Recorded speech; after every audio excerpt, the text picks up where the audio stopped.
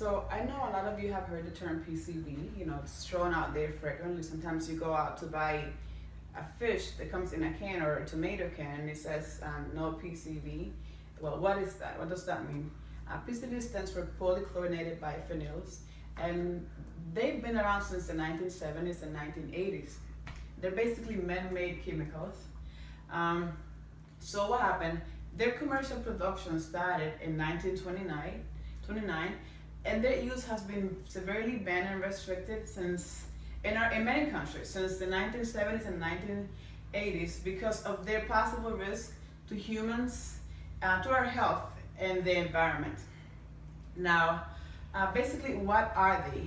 Well, they are chemicals, like I said, and they are resistant to acids and bases as well as to heat. So basically, once they are found in the environment, be it water, air, or animals, they're very hard to destroy and very hard to get rid of. So how have they been used, and why do we use them? Well, basically they've been used as insulated material in electric equipment like transformers and capacitors, as well as heat transfer fluids and in lubricants.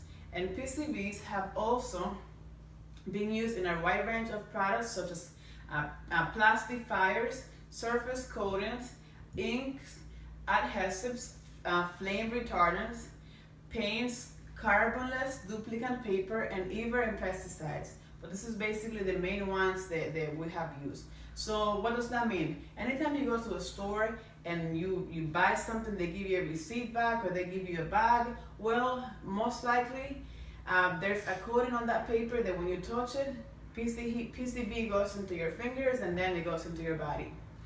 So that's basically how we see it. That's one reason why anytime you're buying a can or anything like that, you want to make sure that it says no PCB, that it's free of it. And also one important detail to know about PCB is that about in 2006 or so, it started to be banned from products that were used for children, like children's bottles and children's milk containers. It started to be prohibited, and maybe 3 to 5 years ago, that's when it became completely banned in many different states. In each state, it happened in a different time, different dates, and as of today, it cannot be used for products that are used on children that are less than 3. So infant products cannot have any form of PCB in them. So it's actually a good thing because it's safe now for moms to purchase these things and not have that fear that chemical is going to be going to the children's bodies.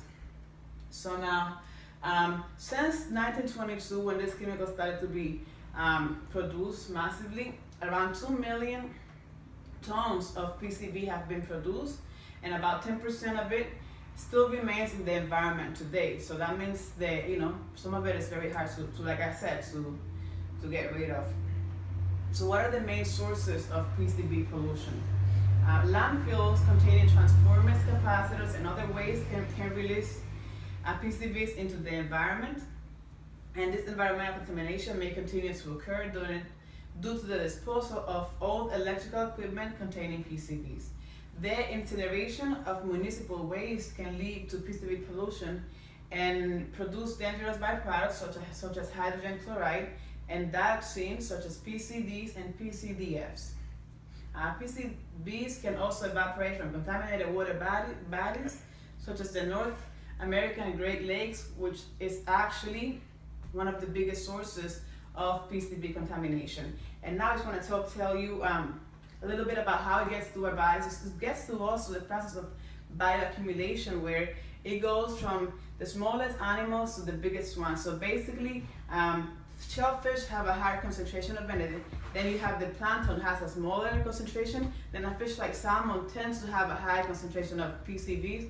Now once it gets to our bodies, then the concentration can be hundreds of times bigger than in the initial fish. It's also been proven to be a carcinogen, which simply means that it has been found to cause rates of melanoma and liver cancer, gallbladder cancer, biliary tract cancer, gastrointestinal tract cancer, and brain cancer. And it may also be linked to breast cancer in women. and a variety of cancers in rats, mice, and other study animals. Now, some of the toxic effects associated with this chemical are people who have been exposed directly to high levels of PCBs, either via the skin or by consumption or in the air, have experienced irritation of the nose and lungs, skin irritations and severe acne, as well as rash and eye problems. It has also been shown to cause developmental effects on children of mothers who were known to have the chemical in their bodies, and like women who consumed this product from Lake Ontario fish that was contaminated were found to have short menstrual cycles, and it's also known to have a role in reducing sperm counts, alter sex organs, and premature puberty, as well as change sex ratios. So basically, the best way to avoid it, at least what I do personally, is I have done my due diligence, and I know that, for instance, I love salmon, but salmon contains a high level of PCB, so and I love the fatty, which it gives me the omega-3s, but what do I do well? I have eliminated salmon from my diet, so I go for sardines, which gives me the omega-3s, but it doesn't have the side effects of PCB.